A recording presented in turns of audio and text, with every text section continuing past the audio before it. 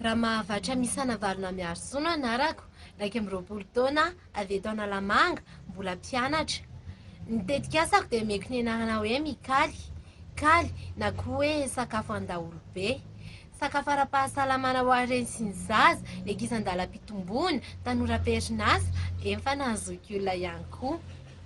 Ity tetikasa ity dia entiko edina amin'ny tsy fanjarian-tsakafo eto Madagasikara amin'ny alalan'ny fanodinana ny akora fototra dia ny vomanga izany.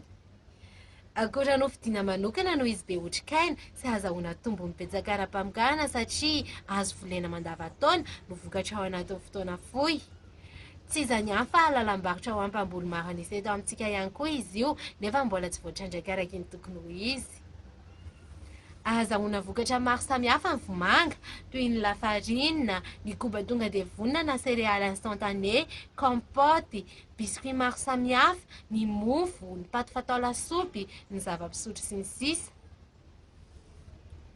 Ny tetikasa mikaly dia lalana iray entina mpandrosoana aingana sy maharitra ny toe-karena malagasy satria ahaleo tena ara-tsakafo isika ary hena ny fanafarana avy any ivelany fa hitombo kosa ny fanondranana. Manentana antsika rehetra hanoana ny tetikasa mikaly.